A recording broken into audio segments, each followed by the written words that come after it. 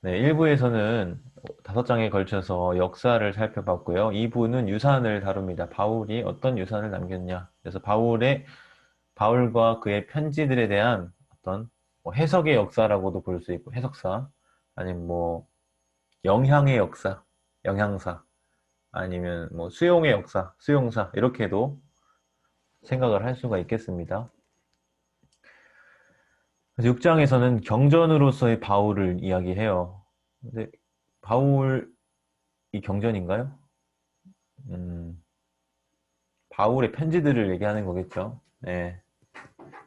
가장 처음에 언급되는 첫머리 89쪽에 보시면 베드로 후서인데 이것도 어떻게 보냐면 2세기 초 베드로의 이름으로 작성된 한 문서라고 말해요. 이게 무슨 말이냐면 베드로가 쓴 걸로 안 보겠다는 거예요. 아까 유명 서신에 대해서 얘기했잖아요. 그 당시에 뭐 구약 위경 중에요. 여러분 그런 경우가 많아요. 에녹서 예를 들면 뭐 에녹서가 있는데 에녹서 되게 유명하잖아요. 근데 에녹이 언제적 사람입니까? 아담의 7대손 에녹, 유다서에도 언급이 되잖아요. 아담의 7대손 에녹이면 그게 언제적 사람인데 에녹이 편지를 씁니까? 글을 씁니까? 에녹서가 있어요? 그게 유명이라는 거예요.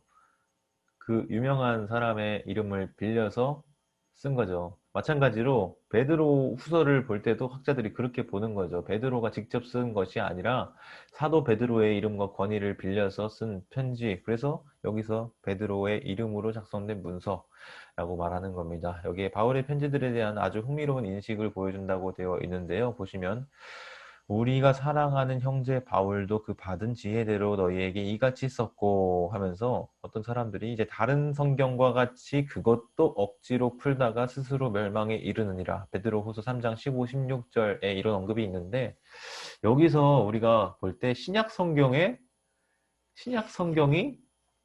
성경으로 거론이 되고 있다는 점을 볼 수가 있는 거죠. 그래서 90쪽에 보시면 네 가지 정보를 여기서 도출을 합니다. 첫째, 그의 편지는 이해하기가 어렵다. 여기서 바울을 얘기하겠죠. 둘째, 그의 편지는 성경의 지위를 가진 권위 있는 글이다. 셋째, 그의 편지는 해석상 논란의 여지가 많다. 넷째, 논란이 너무 컸기 때문에 구원 자체가 위험에 처하게 되었다. 이것이 베드로 후서 3장을 보면서 도출해내는 정보입니다. 바울의 편지가 이해하기 어려운 이유가 무엇이었을까요? 이에 대해서 첫 번째로 편지의 표현에 모호함이 있다는 거예요. 아까 앞서서도 애매모호함에 대한 이제 얘기를 했는데 이 애매모호함으로 인해서 어떤 결혼을 찬성하는 쪽에서 어떤 결혼을 반대하는 쪽에서도 이렇게 각자 바울을 끌어오잖아요.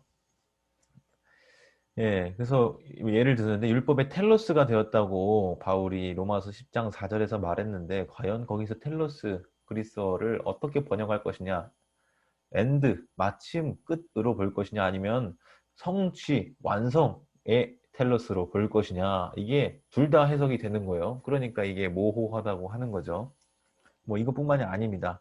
여러 가지 다양한 개념들에 대해서 소개를 하는데 어쨌든 이러한 표현의 모호함 때문에 바울의 편지를 이해하기가 어려운 것이죠. 두 번째 그 이해가 어려운 이유는 91쪽의 두 번째 문단에 나타납니다. 바로 체계적인 논문이 아니라는 점 때문이에요. 바울의 편지들이 그냥 상황서신이라는 점을 굉장히 중요하게 강조를 했잖아요. 앞선 화요일 모임 시간에요. 그렇기 때문에 같은 용어도 각기 다른 문맥 속에서 서로 다른 의미로 이해가 될 수 있는 거예요. 그래서 사실은 우리가 그 노모스, 이걸 흔히 율법이라는 한글로 번역을 하는데 사실 노모스가 항상 율법이 아닙니다. 바울 서신들을 맥락에 걸쳐서 잘 살펴보다 보면은 이게 어떨 때는 원리라는 의미로도 번역이 되기도 하고 어떨 때는 이게 율법이 아무튼 다양한 그 그냥 법을 이야기하기도 하고 뭐 다양한 그 문맥 속에서 의미를 가질 수가 있는 단어예요.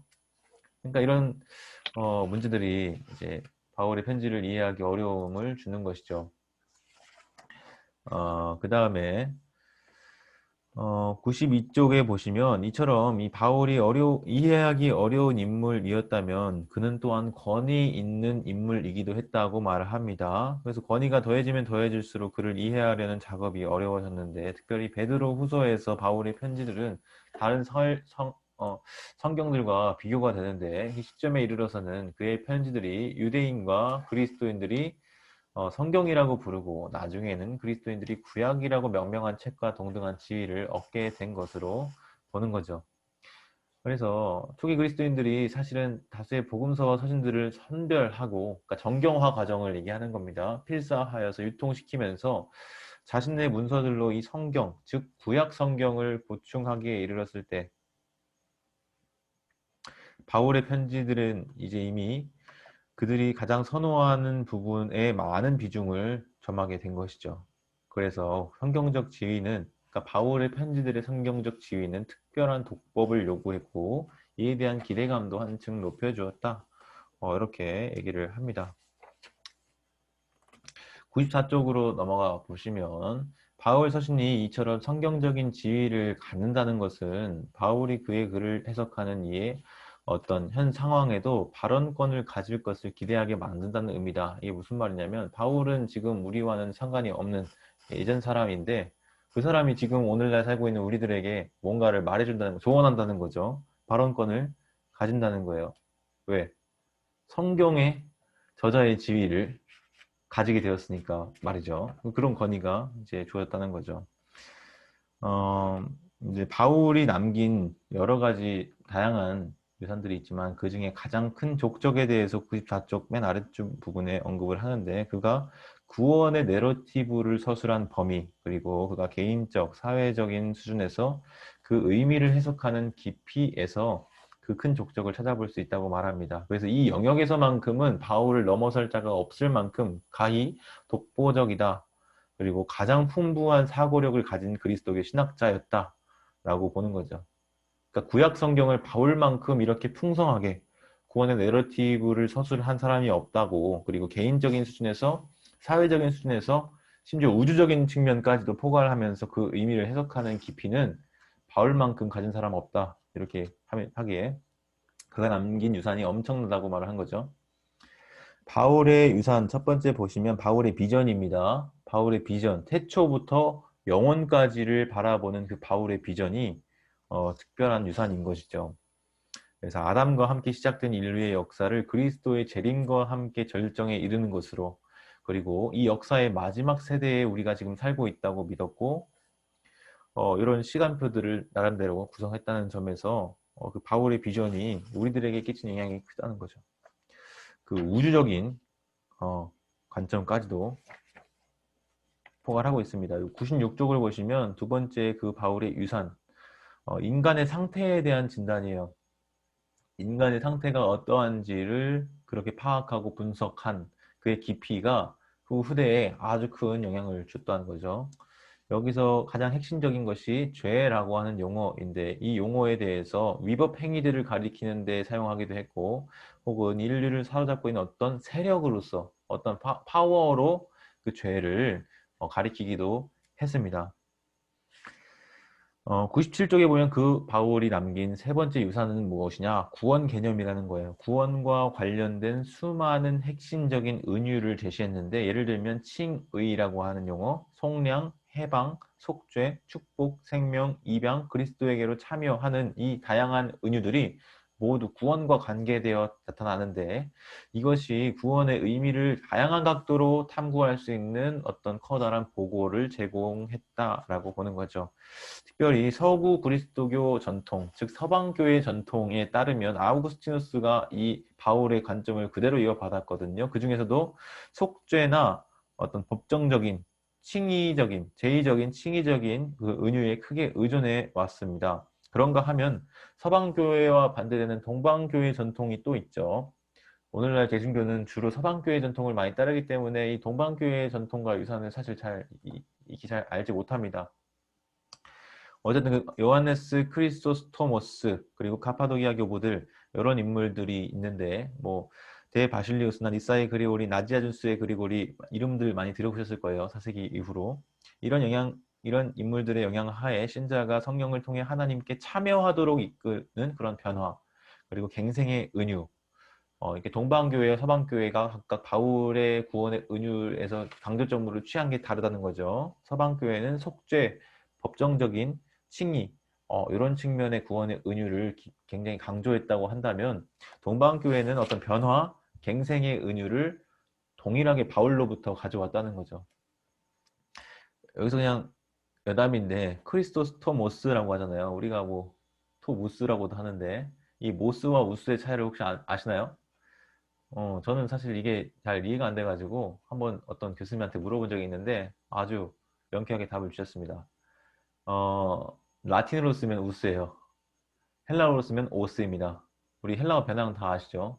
오스, 오노요노이소스 이렇게 많이 외우잖아요. 남성형 명사의 어미가 오스로 끝나는 게 헬라어인데, 그러니까 그 사람이 헬라 지역의 사람이면 오스로 발음하는 게 맞고, 라틴 지역이면 우스로 하는 게 맞는데, 우리는 영어식에서 주로 많이 따오기 때문에 뭐 예를 들면 요세푸스 이렇게 쓰잖아요. 사실은 요세포스가 그 사람의 출신이나 이런 거에 따르면 더 맞다. 뭐 이런 식으로 얘기도 하더라고요. 뭐 안티오쿠스, 안티오코스 이것도 마찬가지입니다. 그냥 상식으로 한 가지 좀 말씀을 드렸고요. 넘어가겠습니다.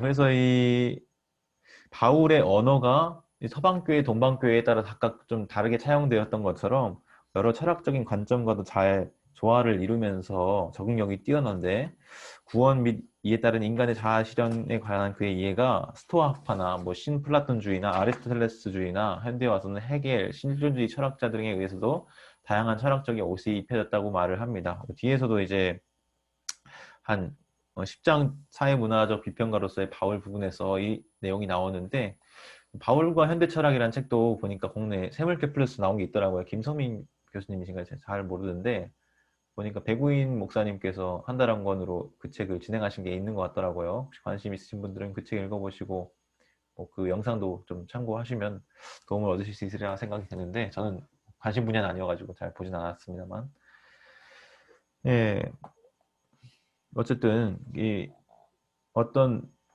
바울이 말했던 것을 다양하게 후대에 해석하고 받아들이고 그것이 영향을 받은 그런 다양한 양상을 지금 보여주고 있는 것입니다. 그래서 99쪽에 보시면 두 번째 단락 첫 번째 문장에 바울의 유산이 기초 자본이 고갈되지 않은 상태에서 매년 지속적으로 배당금을 지불하고 있다. 뭐 이렇게 얘기하는데 우리 원금을 넣잖아요. 그 원금에 플러스해서 이자를 계속 받지 않습니까? 그러니까 바울이 처음에 말한 건 원금에 해당하는 건데 그 뒤로 계속 이자가 붙듯이 다른 사람들의 해석이 붙어 이렇게 해서 엄청 큰 지금 늘어나 있는 것처럼 생각한다는 거죠.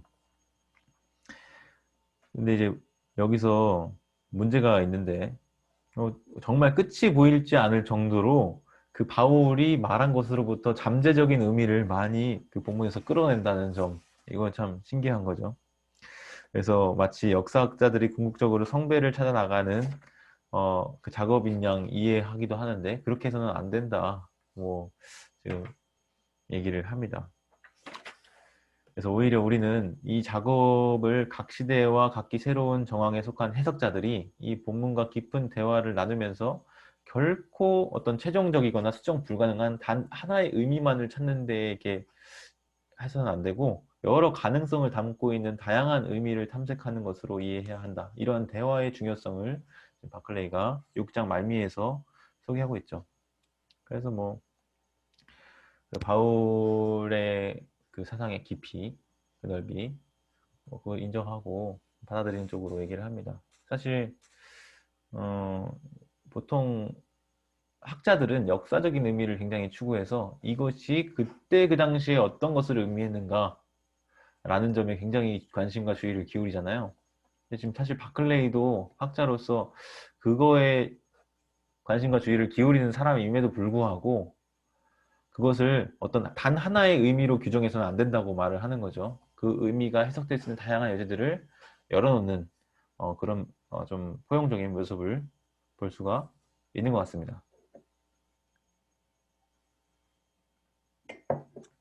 7장 넘어가 볼까요? 앞서서 제가 바울의 그 견해를 동방교회와 서방교회가 각기 다른 특별히 구원의 은유와 관계에서 법정적인 칭의와 제의적인 속죄의 의미를 아우구스티누스가 취했고 동방교회는 갱신과 어떤 변화의 그 모티브를 취해갔다. 뭐 이런 언급을 방금 드렸는데 7장에서 바로 그 아우구스티누스에 대해서 언급합니다. 아우구스티누스와 서구교회, 서방교회의 영향을 굉장히 강력하게 받은 거예요. 사실 우리 개신교 전통도 서방교회의 전통이 거의 지배적입니다. 왜 그런가? 첫 문장에 나와요. 101쪽에 보시면 그리스도교 역사가 로마 황제 콘스탄티누스가 그리스도교로 개종하면서 근본적인 변화를 경험하게 되었어요. 그러니까 로마의 국가 종교가 된 거잖아요. 개신교가. 아, 개신교라가 아니라 그리스도교가요. 죄송합니다. 개신교는 프로테스탄트 이제 종교개혁 이후로 쓰는 표현이고요. 구교와 신교를 가르면서 그리스도교가 맞는 표현입니다. 그래서 황제가 개종하니까 그 제국 하에 있는 모든 사람들이 황제 따라가는 거죠. 네, 그런 변화가 있었습니다. 그러면서 이제 교회가 로마 정부에게 지원을 받아요. 재정적으로도 뭐 정치적으로도 지원을 받으면서 로마 사회와 문화가 점점 그리스도교화 되어가는 그런 과정들이 있었습니다. 이게 장단점이 있죠. 네, 아무튼 바울, 특별히 요한네스 크리스토스토모스라고 하는 인물, 가장 황금의 입이라고도 불리는 그 사람이 바울을 되게 좋아했다고 해요. 가장 훌륭한 연설가인데, 그래서 그가 바울 서신에 관해서 행하는 강력한 설교들은 아직도 동방 정교회에서 엄청난 영향력을 행사할 정도다라고 하죠. 그런가 하면 라틴어를 구사하는 서방 교회에서는 4세기 지성인들 가운데 바울 서신에 관한 주석을 쓴 사람이 여러 있었지만 그 중에 모든 사람을 뛰어넘는 능가하는 인물이 바로 히포의 출신 아우구스티누스라고 하는 어거스틴이라고도 부르는데요. 인물입니다. 그는 바울을 이해하는 데 있어서 그 깊이뿐 아니라 후대의 서구 신학에 끼친 영향력 면에 있어서도 모든 서방 교회 학자들을 능가하는 인물이다라고 말하죠. 그 인물은 이제 수사학과 철학을 잘 연마한 당대의 가장 출중한 인물 중에 하나였고 처음에는 이제 마니교 운동에 마니교가 뭐냐 그리스도교 그리고 이란의 어떤 조로아스터교 전통을 융합시킨 그런 종교인데요. 바울 사상의 상반되는 개념 구조를 인간의 운명을 결정짓는 서로 대립하는 두 우주적인 세력을 상정하는 데 사용했다고 해요. 그래서 이러한 이 개념은 악의 기원에 대한 설명에 있어서는 장점이 있는데 그 문제가 이제 아우구스티누스가 평생 실험했던 문제였기 때문에 그것에 대한 답을 제공하는 마니교로 빠져들었던 겁니다. 그런 이제 내용이 이제 여기선 참회록이라고 되어 있는데 사실은 참회록은 적절하지 않다고 보는 게 그 모든 내용이 참회의 내용은 아니라는 점에서 그러니까 참회의 내용도 일부 있지만 전체가 참회의 내용은 아니고 그냥 고백록이 좀 맞는 것 같아요. 네, 제 생각인데 네, 중요한 건 아니고요. 네, 그래서 103쪽에 보시면 서구의 바울 해석 전통을 형성하는데 가장 큰 몫을 담당한 사람이 바로 이 아우구스티누스다. 심지어 모든 중세 및 종교 개혁이 제시한 바울 해석은 어느 정도 서로 다른 점이 있다고 하더라도 사실은 거의 아우구스티누스 전통을 이어받은 거라고 해도 과언이 아닐 정도로 그에게 큰 영향을 받았습니다. 그래서 사실 우리가 아우구스티누스 잘 안 읽어봐도요. 지금 우리가 형성되어 있는 어떤 교리적인 그런 틀이 거슬러 올라가면 결국 아우구스티누스가 했던 말인 거예요. 예, 그 정도로 굉장히 영향을 많이 주었던 거죠. 뭐 철학에선 그런 말 있잖아요. 화이트헤드인가요? 뭐 모든 철학이 현대 철학은 플라톤의 각주다. 뭐 이런 식으로 표현을 하기도 하는데 비슷하게 말할 수도 있는 거죠. 아우구스티누스의 각주인 거예요. 개신교의 신학이 거의 뭐 그 정도로 굉장한 영향을 끼친 사람이 아우구스티누스라는 거. 그래서 뭐 김남준 목사님이나 뭐 이정규 목사님이나 이런 분들은 아우구스티누스에 대한 강조를 엄청 하잖아요. 읽어보라고. 네, 좀 빠졌습니다. 어쨌든 이 아우구스티누스의 독특한 공언이 있다면 103쪽 마지막 줄 보시면 이 불순종의 기원을 인간 마음 내면의 한 구석에 웅크리고 남아있는 교만과 의지적 자기 의존성까지 역추적한 데 있다고 말을 하고요. 그런가 하면 한편 중간쯤에 아우구스티누스와 동시대 인물인 히에로니무스, 제롬이라고 불리는 인물이 있어요. 그 당시에 공통된 견해를 따라 이 히에로니무스는 율법의 행위가 그리스도에 의해서 무용지물이 된 유대인의 문화적 관습, 예컨대 안식일, 할례, 음식 등에 관한 율법을 의미한다고 보았습니다.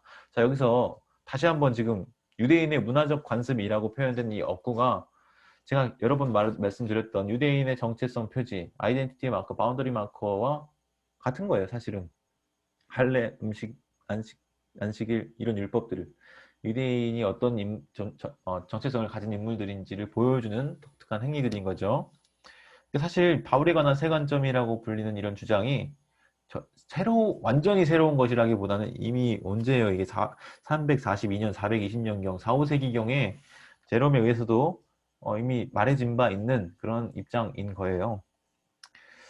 네. 그래서 104쪽 밑에서 두 번째 줄 보시면 이 바울이 공격한 오류는 잘못된 행동을 하는 것, 즉 시대에 뒤떨어지는 유대 관습들이 아니라 그 행위의 공덕을 자신에게 돌리면서 심지어 옳은 일이라 하더라도 그것을 교만한 마음으로 하는 것, 이것이 바로 아우구스티누스가 말한 율법의 행위, 네, 라는 거죠. 그리고 이제 107쪽으로 좀 넘어가 보시면 아우구스티누스에게 있어서 복음의 핵심은 단 한 단어로 요약이 될 수가 있다고 하는데요. 그것은 바로 은혜, 라틴어로 그라티아라고 하는 단어입니다. 이것을 바울이 쓴 로마서의 핵심 주제라고 아우구스티누스는 보았다고 하죠. 근데 중간쯤 보시면 은혜는 단순히 선물이나 호의가 아니라 인간의 행위나 심지어 인간의 의지 안으로 깊이 파고든 어떤 세력이다. 은혜도 세력이라고 보여요. 아까 죄에 대해서 말할 때도 죄를 어떤 파워, 세력으로 봤다고 했잖아요. 지금 여기서도 은혜를 세력으로 묘사를 합니다. 이거는요, 제가 지난번 시간에도 이제 소개를 해드렸던 바울과 선물이라고 하는 책에서도 발견이 되고요. 그리고 또 한 권 이제 가문사에서 새로운 책이 2월 중으로 아마 출간 예정 중에 있다고 해요. 그래서 열심히 만들고 계실 텐데 그 책의 그 제목이 은혜의 능력 뭐 그런 거예요. 바울과 은혜의 능력이었나요? 제가 자세히 기억 안 나는데 아무튼 그런 책이 이제 조만간 출판이 될 텐데 클레이가 그런 쪽으로 연구를 했기 때문에 이런 언급들이 나타나고 있는 것입니다. 네. 그래서 109쪽의 밑에서 한 6번째 줄 정도 보시면 은혜에 대한 아우구스티누스의 급진적인 해석들은 가능하기는 하지만 필수적인 바울 읽기는 아니었으며 성경의 다른 본문들과 상당한 긴장을 초래했다. 여기서는 이제 아우구스티누스의 공이 아니라 과를 얘기하는 거죠. 긴장을 초래했다. 그래서 어떤 사람들은 그를 흠모하는 사람들이었음에도 불구하고 그가 너무 극단적으로 나아갔다고 보는 사람들도 있었어요. 그러니까 아우구스티누스도 완벽한 사람은 아니었던 거죠. 네, 그건 누구나 다 그렇죠.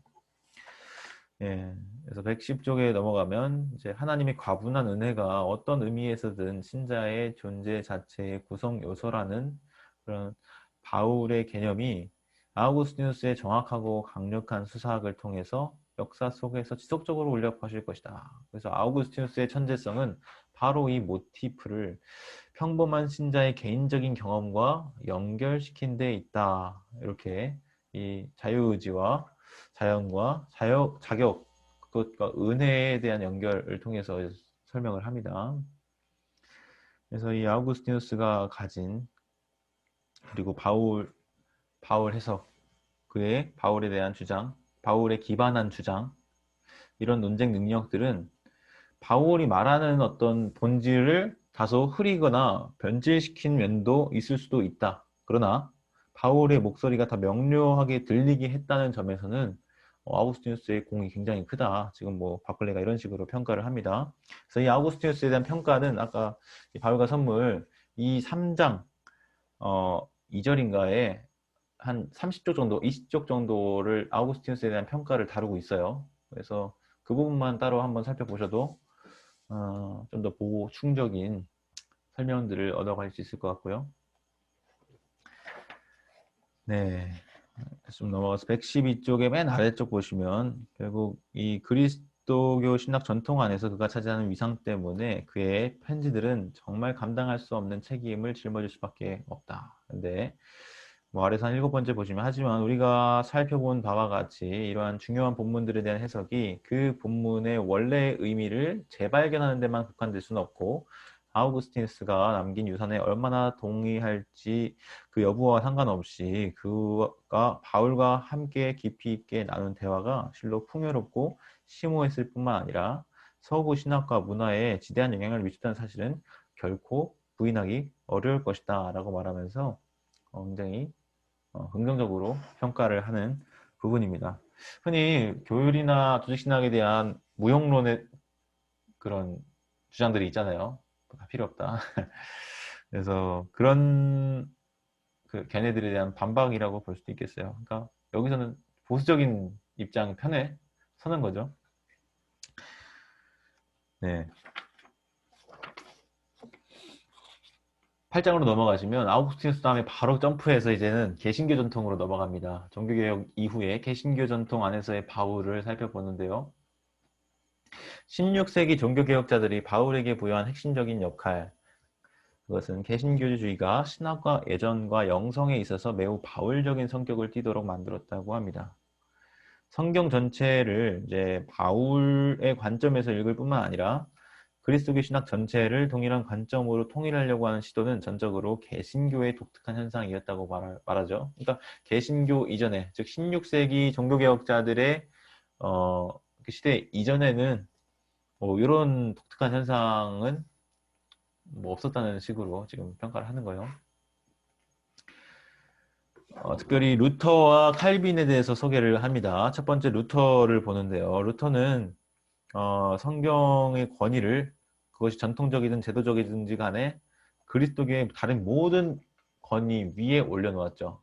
구교는 어떻습니까? 교황이나 어떤 규칙 그런 권위가 상당히 높았죠. 그래서 그럴 게 사실은 성경이 모든 사람들에게 이렇게 배포되어 있었던 것이 아니었기 때문에 그래서 라틴어로 막 낭송하고 막 그런 시대적인 배경이 있잖아요. 그러니까 그 인쇄술이 발달하면서 성경이 모든 사람들에게 또 뿌려지게 되면서 모두가 다 성경을 가질 수 있게 되면서 여러 가지 시대적인 흐름과 발전에 맞물려서 그 성경에 대한 권위를 다시 한번 강조하는 루터의 주장이 이제 통하게 되었는데 이 신구약 성경 모두를 해석할 수 있는 열쇠를 제공한 것은 바로 바울의 편지들이었다고 말해요. 심지어 예수의 삶과 가르침조차도 바울의 은사, 바울의 선물 관점에서 이해해야 될 정도로 복음서들 역시 바울 서신에 종속되었다. 그래서 뭐 이런 질문 하죠. 예수냐 바울이냐, 누가 기독교의 창시자냐, 예수냐 바울이냐 이런 태제도 있는데 이와 관련해서 이제 김세윤 교수님의 그 복음이란 무엇인가라는 책이 있어요. 드란노에서 나온. 그래서 이와 관련된 주제들을 제가 이거 한 10년 전에 읽었거든요. 근데 거기서 많이 좀 도움을 받았던 것 같아요. 그 정리하는데요. 참고해 주시면 되겠고요. 117쪽으로 넘어가 보실게요. 세 번째 줄에 루터는 바울이 칭의 또는 구원을 논의할 때에는 행위와 믿음을 서로 대치시켰다.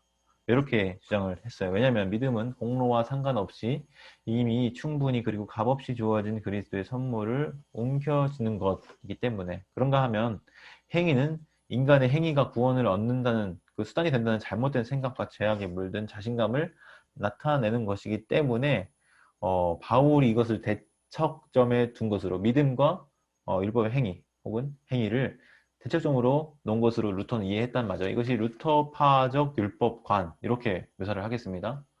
네, 루터파적인 율법관. 그런데 이제 율법은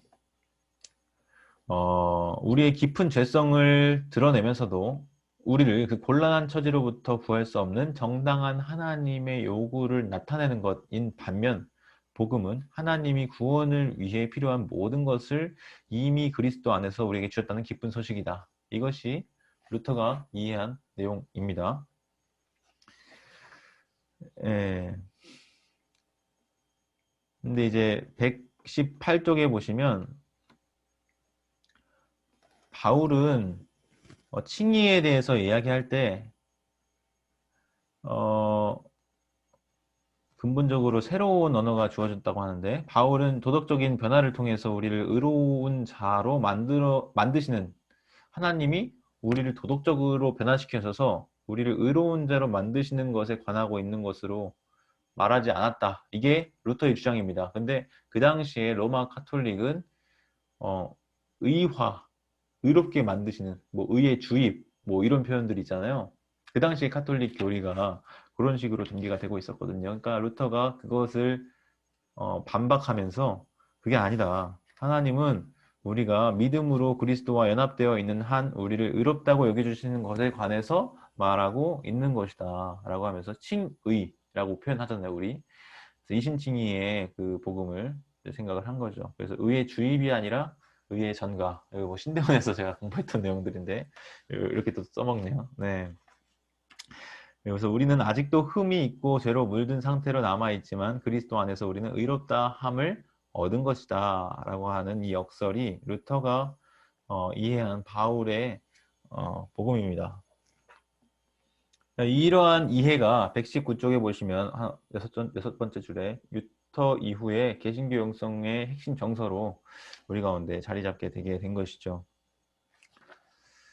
그리고 120쪽에 보시면 이제 칼뱅에 대해서 칼뱅 얘기하는데 똑같이 바울 중심의 성경 해석자였다고 평가를 합니다. 근데 17살인가 이 칼뱅이 세네카의 관용론 주석을 써요. 예, 굉장히 이른 나이에. 그래서 고전 학문의 방법론과 기술을 잘 연마한 칼뱅은 이렇게 했잖아요. 그러니까 이미 이른 시기부터 이 고전 문헌을 다루는 학문을 익히고 실제로 그것에 대한 책도 쓴, 저술도 한 그런 상태였다는 거죠. 그래서 칼뱅이 바울 처신 전체에 대한 주석을 썼죠. 그리고 뭐 사실 성경 대부분을 썼는데 기독교 강요에서도 바울의 렌즈로 성경의 여러 신학을 종합하는 작업을 완수했어요.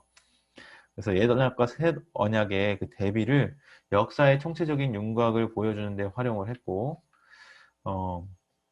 그 윤곽 안에서 이스라엘의 역사가 하나님의 은혜가 그리스도 안에서 최종적으로 계시될 것을 고대했다고 이해를 합니다. 그래서 이런 성경을 총망라하는 총체적인 신학을 칼뱅은 제공하려고 시도했죠. 이것이 후대에 영향을 주어서 개혁주의, 흔히 칼빈주의 전통의 기독교적 문화에 엄청난 영향을 미친 인물로 또 제시가 됩니다. 특별히 칼뱅의 좀 대부분은 루터와 좀 연관이 되어 있지만 루터와는 다르게 좀 더 한 걸음 더 나아간 면에 기여가 있다면 성화에 대한 언급인 거죠. 성화. 칭의의 은혜 뒤에 성화의 은혜가 이제 바울이 사용한 또 다른 용어인데 이것을 추가해서 좀 강조한 점에서 좀 기여가 있고 선택교리 아우구스티누스의 그 작품의 근거에서 사실은 그 기독교 뭐 어떤 내용을 보면서 칼뱅이 철저히 아우구스티누스의 학생이었다 이런 표현 이런 묘사가 많이 들어보셨을 거예요. 네, 그만큼 이 칼뱅도 아우구스티누스에게 굉장히 기대어 있는 그런 모습을 봅니다. 그래서 칼뱅의 교리들 중에 대다수는 아우구스티누스의 그런 저작들로부터 끌어온 것들이 상당히 많아요. 그 다음에 122쪽 보시면 교회와 국가의 관계에서도 다룹니다. 이 개신교 전통 안에서 바울을 교회와 국가의 관계에 활용해서 적용한 사례가 루터와 칼뱅의 경우가 있는 거죠. 로마서 13장의 해석에 관해서 이것을 중심으로 해서 다른데 루터 같은 경우에는 두한국 교리를 이제 가지고 있었는데 근데 이제 이게 부정적으로 쓰인 경우가 있어요. 그래서 뭐 유대인 혐오나 뭐 이런 히틀러, 나치나 이런 것들이 다 루터의 어떤 주장 언급들을 인용하면서 그것을 구체화, 사상화한 그런 경우가 있거든요. 그래서 그 루터가 공도 있지만 그런 면에서 좋지 않은 영향을 끼친 것도 분명히 존재한다. 이런 언급들이 124쪽까지 있고요. 그 다음에 123쪽 그 부분에 보시면 18세기, 19세기의 독일 신학자들에 대한 이제 명단이 있어요. 아래에서 다섯 번째 줄. 그래서 뭐 페르디난트, 크리스찬 바우어, 뭐 바우르라고도 하는데, 그리고 슐라이마허, 하르낙, 바르트, 불트만 이런 인물들이 이제 2세기 동안 등장한 개신교 신학자들의 가장 유명한 학자들인데 이들은 각기 서로 상반된 양식으로 성령, 믿음, 자유, 은혜 등과 같은 바울의 핵심 주제를 재활성화하는 데 한몫을 담당했다. 그래서 뭐 루터, 칼뱅, 그 다음에 거론된 인물들이 바로 이런 인물이에요. 바우라고 돼 있는데 슐라이어마어, 하르낙, 바르트, 불트만 그만큼 대단한 학자들인 거죠. 예, 그래서 그런 개신교 전통에서 이런 흐름들이 이어져 왔고 또 124쪽에 보시면 뭐 큐티나 묵상, 개인적 성경 공부 훈련 같은 이 설교 이것들이 개신교 전통의 고유한 특징으로 자리 잡게 되었음을 이제 말합니다. 그래서 개신교의 관점에서 성경 전체를 읽는다고는 하는데 다른 나머지 성경에 비해서 바울의 편지들이 기형적으로 우위를 차지했다는 것도 부인하기 어렵다. 네. 125쪽에 보시면 우리가 살펴본 대로 개신교 종교 개혁자들은 아우구스티누스를 따라서 바울의 은혜 신학에 굉장히 특별한 지위를 부여했어요. 어쩌면 예수의 복음서에 기초한 것보다 바울 신학에 굉장히 더 강도가 있습니다. 그래서 이 주제가 그 이후로부터 개신교 영성을 심화하는 데 크게 기여했고, 이거를 교육을 받잖아요, 우리가. 어릴 때부터. 유치부, 교육부서 아이들 때부터 이미 이런 교육을 받는 거예요. 그래서 그 하나님의 무조건적인 사랑에 대한 찬송도 되게 많고, 그런 메시지가 이제 바울의 기초가 있다는 점을, 그것이 오늘날의 개신교까지 이렇게 유산으로 남겨졌다라는 것을 이번 8장에서 얘기합니다. 그래서 126쪽 마지막 세 줄 보시면 결론적으로 바울은 표면 위에 드러나 있든 아니든 간에 수억여 명의 현대 그리스도인들의 영성 속에 지금도 살아 숨쉬고 있다라고 하는 이제 메시지를 남기죠. 네. 잠깐 숨 좀 돌리겠습니다. 네. 계속 달려와서.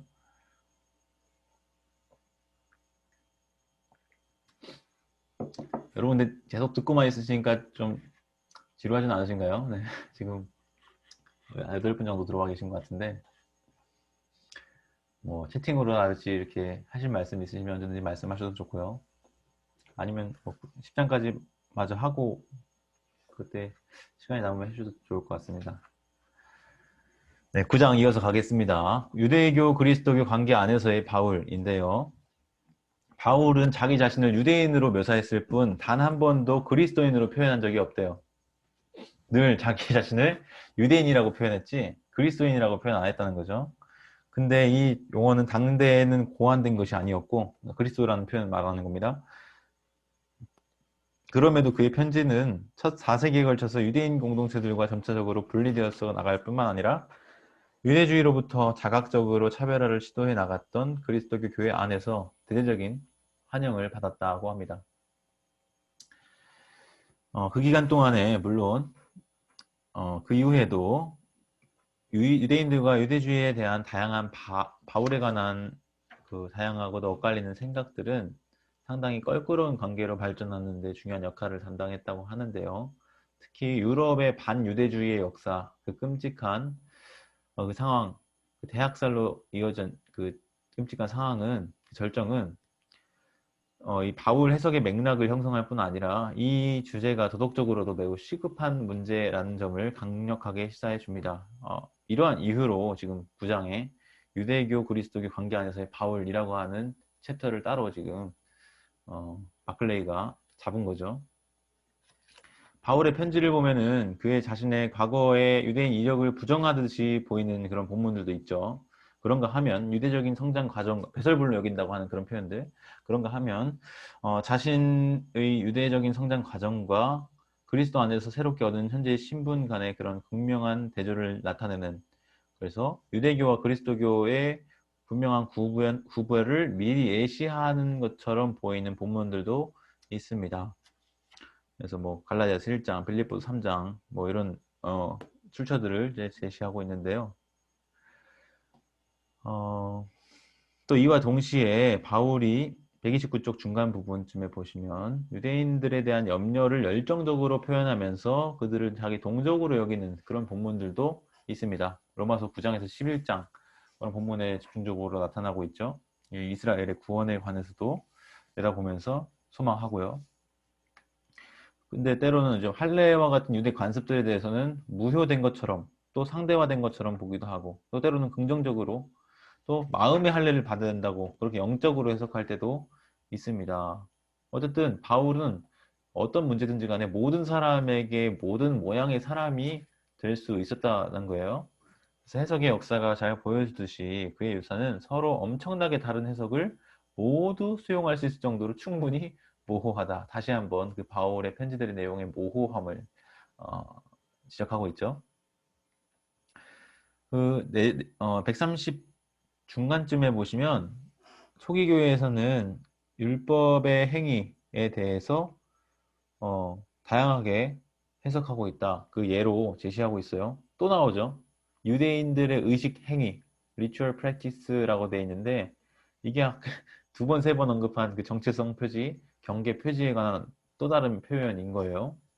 그것으로 해석하는 게 보편적이었는데 그게 초기 교회에선 더 보편적인 해석이었다는 거죠. 바울은 이것들이 그리스도가 오신 이후에는 모두 폐지되었다는 주장을 근거로 이것을 거부했습니다. 그래서 오리겐 그리고 히에로니무스 제롬 이 사람들은 바울의 비판적인 견해를 그 유대인의 정체성 표지라고 할 수 있는 제사, 안식일 준수, 음식법, 할례 등 새 언약에 의해 대체된 옛 언약의 규정에 관한 것으로 이해했다.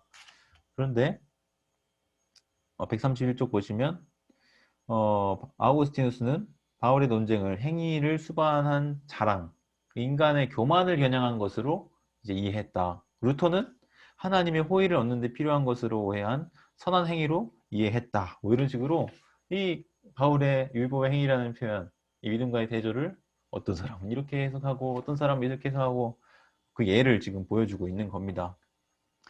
그래서 그 루터의 경우를 특별히 좀 더 부가적으로 설명할 때 유대인들도 복음에 긍정적으로 반응할 것으로 처음에는 기대를 했는데 나중에 유대인들을 대항하며 쓴 소책자가 있는데 거기에는 유대인들의 추방 그리고 재산 몰수를 강력하게 주문했다고 해요. 이처럼 유대교에 대한 그리스도인의 고정관념에는 수많은 뿌리가 있겠지만 루터의 바울 읽기 이러한 해석으로부터 영감을 받은 개신교 그리고 카톨릭 교회를 향한 신랄한 비판이 유대교를 율법주의적 종교로 희화화하는 것을 부추겼다는 사실에는 의심의 여지가 없다고 말하죠. 루터의 잘못이라는 거예요. 그리고 이거는 학계뿐만 아니라 개신교 평신도들 사이에서도 동일하게 있는 일이라고 하죠. 그 다음에 이제 유럽의 계몽주의로 좀 넘어가서 유대교를 폄하할 새로운 원인들을 제공한 자들이 그 사람들이라는 거예요. 특별히 19세기 초에 페르디난트 크리스찬 바우어, 에프스 바우르라고 하는 이 인물도 해겔학파의 정신이라는 개념을 높이 평가하는 것을 이제 바울의 영과 육의 대비를 통해서 정당화시킵니다. 그래서 유대교는 유럽 문명의 영적 진보를 가로막는 장애물 역할을 했다라고 평가를 받는 한편 자유주의적 개신교인들에게는 이러한 영적 진보가 그리스도교 영성에 대한 최상의 표현이었다. 혈통과 에전이라는 지역이라는 그 육적인 속박을 초월했다는 점에서 그렇게 보기도 하는 거죠. 그 다음에 132쪽 맨 마지막 줄 보면 유대인 대학살 이후에 봅니다. 그리스도인과 유대인의 관계를 비롯해서 유대교에 대한 바울의 해석에 근본적인 변화가 요구되었대요. 60년대에 들어서 1세기 바울의 관심사 그리고 16세기 종교개혁이 당면했던 문제의식 사이에 분명하게 구분이 필요하다라고 하는 새로운 역사적 해석이 인기를 끌게 되었는데 특별히 바울은 개신교에서 생각하는 개종을 경험하지 않았다. 단 한 번도 유대주의에 대한 확신과 소명을 저버린 적이 없다. 이것을 주장한 사람들이 생겨나게 됐어요. 그래서 이걸 개종이라고 보지 않고 담에색 우리 회심 사건이라고 뭐 하잖아요. 소명으로 아니면 개종이 아니라 위임으로 복음을 이방인들에게 전하라는 사도적 사명으로 이제 취급하는 입장들이 생기게 된 거죠. 그래서 이것에 따르면 바울은 근본적으로 유대주의를 떠난 적이 없는 거예요. 유대인들이 그들의 종교나 관습을 바꿔야 한다는 기대도 하지 않았다. 뭐 이런 식으로 설명하는 입장들도 새롭게 생겨나게 됩니다. 이에 따라서 어떤 변화가 일어나냐면 로마서 9장과 11장까지의 이 내용을 로마서에 어울리지 않는 것이라고 많이들 해석을 했거든요. 그 전까지. 그래서 로마서의 부록이다. 뭐 이런 식으로 따로 떼어서 비평적으로 평가를 했어요. 그런데 이 논의들이 이어나고 난 다음에는 그 편지의 핵심이라고 보는 거예요. 9장부터 11장까지가 이스라엘에 관한 언급이 완전히 로마서를 바라보는 시각이 바뀌게 되었죠. 아마도 그러한 입장이 그 우리나라에 최종상이라는 그 학자가 있어요. 우리말로도 번역이 된 책이 2개가 있는데 이방인에게 보낸 로마서라는 제목의 책이 있어요. 이방인들에게 보낸 편지. 그게 최종상 박사의 박사 논문을 출판한 것인데 우리말로 번역이 돼서 이래서원에서 나온 게 있고요. 세물크 플러스도 최근에 하나 나온 거 있죠. 역사적 바울과 사도행전이라는. 예, 아무튼 그 분이 쓰신 논문도 아마 이 주제와 관계된 것으로 제가 기억을 합니다. 아무튼 넘어가 보시면 134쪽에 이번에는 이제 오래된 해석 전통에 대한 반응으로 나타난 징조 하나가 바로 고대 유대교 자체에 대한 재평가예요.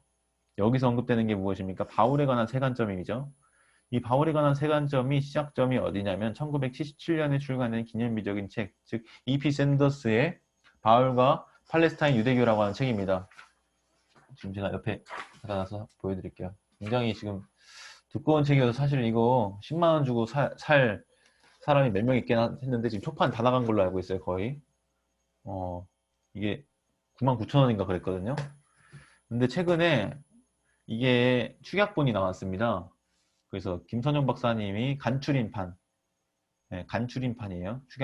축약본이라고 해야 되나? 아무튼 그것을 추천합니다. 굳이 두꺼운 책 보지 마시고 간추린판을 먼저 한번 보세요. 그러면 좀 도움을 받으실 수 있을 텐데, 그 책으로부터 비롯돼서 그 책의 핵심 주장이 뭐냐면 결국 루터파적인 율법관에 대해서 아까 얘기했잖아요. 바울이 유대교를 어떻게 바라보았는가 라고 했을 때 지금 이피 샌더스는 은혜의 종교로 새롭게 규정하는 거죠. 유대교가 은혜의 종교다. 율법적 종교라고 보는 게 16세기 종교개혁자들 루터파 이후에 지배적인 입장이었는데 유대교도 은혜의 종교다라고 하는 것이 이 샌더스의 공이라고 할 수 있겠습니다. 그래서 언약적 율법주의라는 표현이 나타나거든요. 그 언약적 율법주의를 통해서 getting in, staying in 이 표현이 아주 흔하게 사용돼요. 들어감 그리고 머무름. 그래서 언약적 율법주의가 뭐냐면 결국은 언약은 은혜를 대변하는 거고요. 율법은 행위를 대변하는 거죠. 은혜의 행위가 같이 있다는 그런 얘기를 하고 싶은 거예요. 물론 그것도 이제 문제가 있긴 있는데 어쨌든 공은 고대 유대교를 율법적 종교로만 따져봐서 봤던 그 시각이 틀렸다는 것을 입증한 첫 사례이기 때문에 굉장히 중요한 저작으로서 가치가 있는 거죠. 이 정도만 아셔도 도움이 될 것 같고요. 그래서 바울 시대의 유대교가 성경과 언약에 근거한 신앙을 떠났다라고 과거에 종교개혁 이후로 계속 주장되었던 그 주장에 도전장을 내민 것이죠.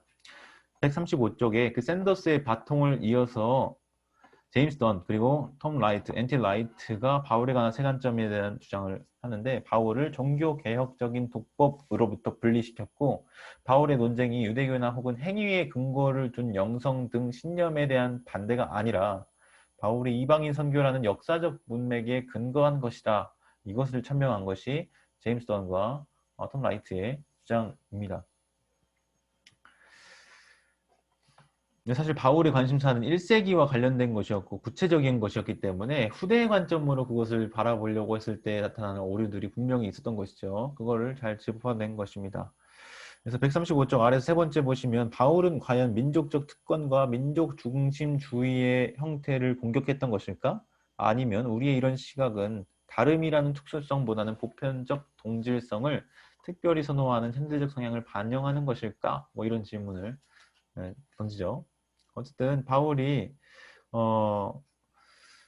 이런 바울 일기가 있는데 특별히 여기서 급진적 세관점이라는 표현이 또 나타나요. 이거는 사실 익숙하지 않아요. 왜냐면 관련된 책이 국내에 번역되어 나온 게 별로 없습니다. 앞으로 나올 책들이 좀 있는 것 같아요. 특별히 학영사에서 이 레디컬 급진적 세관점주의자들이 몇 명 있거든요. 그 중에 제가 듣기로는 뭐 파울라 프레드릭슨이라고 하는 학자가 있고 또 매튜 티센 뭐 이런 학자들이 있어요. 아직 국내에 번역이 안 됐는데 지금 번역 중인 걸로 알고 있습니다. 도서출판 학영에서 파울라 프레드릭슨의 책이 지금 번역이 되고 있고 되게 기대가 됩니다. 아무튼 세관점과 관련해서 이 급진적 세관점에 대한 이해도 차차 조금씩 갖춰가는 것이 필요할 것 같아요. 여기까지 이제 언급을 하고 있는데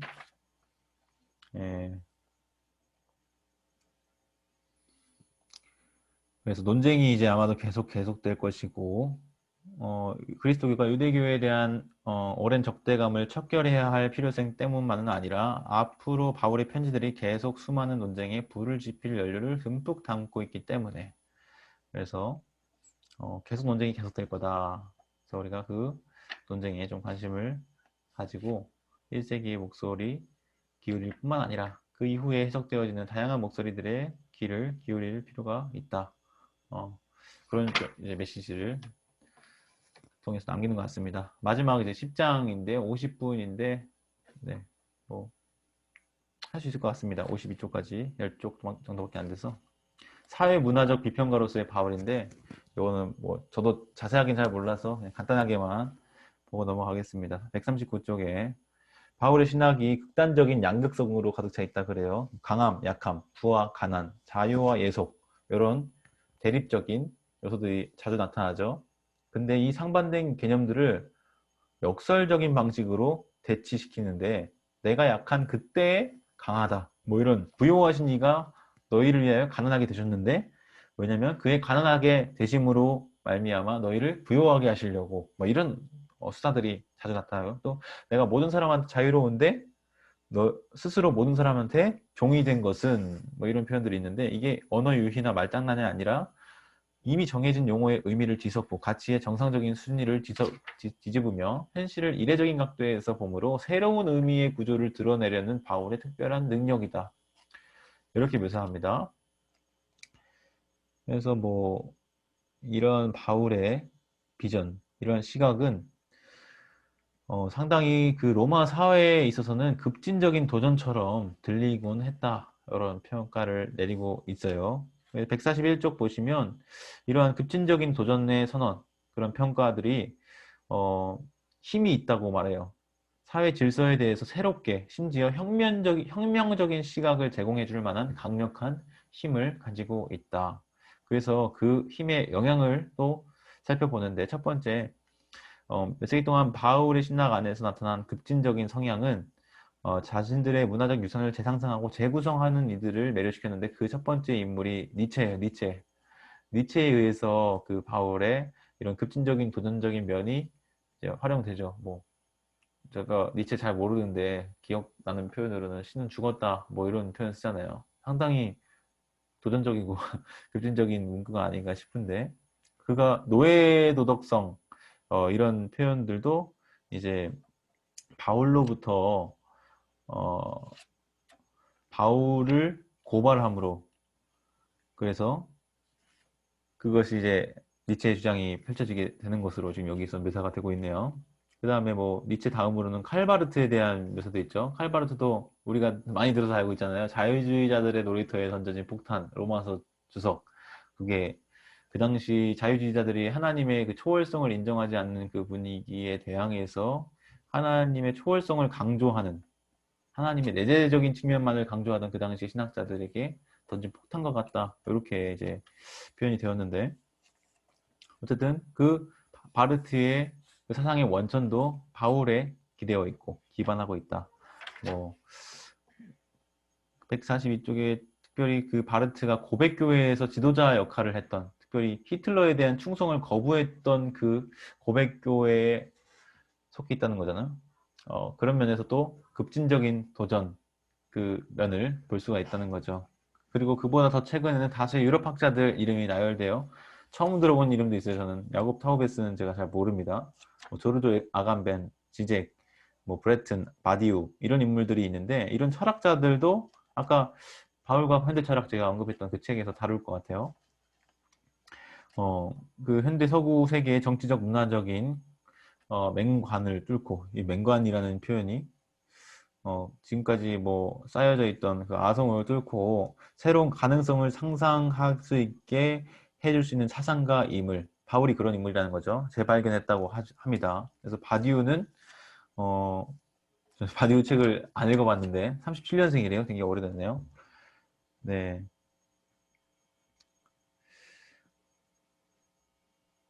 바디우 잘 몰라서 여기 있는 내용을 읽어보는 것으로 하십시다. 그래서 바디우라는 인물 소개가 되고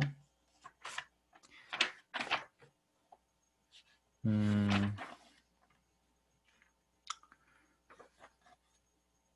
143쪽에 보시면 바울이 어떤 이들을 이제 매료시킬 수 있다면 또한 그는 급진적인 사회를 추구하는 이들을 실망시킬 수도 있다고 그래요. 이전까지는 지금 급진적인 면에 있어서 바울이 어, 유산, 영향을 미친 바에 대해서 여러 가지 면을 소개했는데 오히려 급진적인 사회를 추구하는 이들을 실망시킬 수도 있는 그 바울의 모습들을 얘기하죠.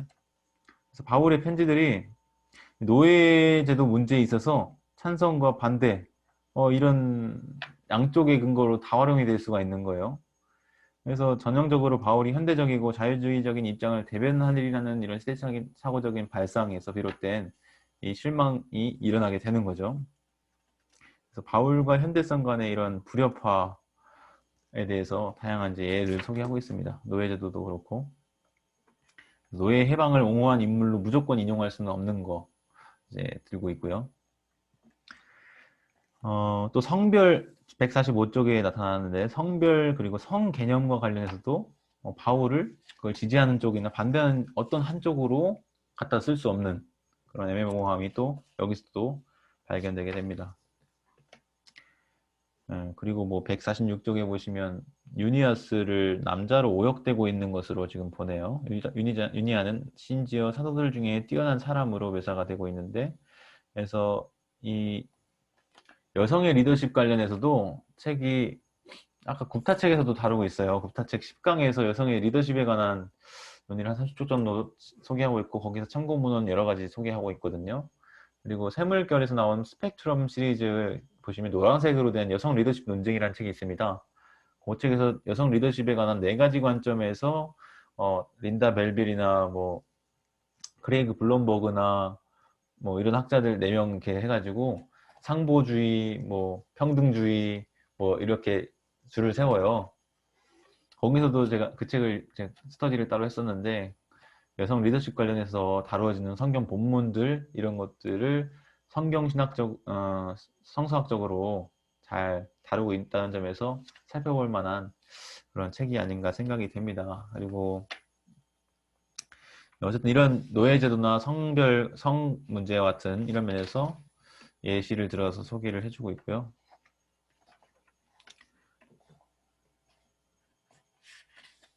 150쪽 보시면 이제 바울은 나름대로 어쨌든 장단점을 가지고 있고, 그의 생각이 우리가 기대하는 바대로 자유, 평등, 관용 등과 같은 가치와 항상 부합하지는 않는다는 점, 이걸 좀 기억할 필요가 있다는 거죠. 더 나아가서 그의 신학적 관점이 우리가 일반적으로 인종, 부, 성별, 지위 등과 같은 문제에 부여하는 고귀한 의미를 모호하게 만들며 약화시키는 경향이 있다. 이렇게 이제 발음을 합니다. 그래서 151쪽 마지막 이제 결론 부분인데 이것만 읽고 마치면 되겠습니다. 우리가 1장에 살펴보았듯이 바울은 맨 처음부터 논란이 많은 인물이었습니다. 그리고 그 논란은 그의 가치를 가늠하고 그의 편지들을 해석하는 차원에서 오늘까지도 지속이 되고 있고요. 하지만 사람들한테 잊혀지는 것보다는 논란이 대상이 되는 게 차라리 낫다. 이렇게 이제 바클레인 얘기합니다.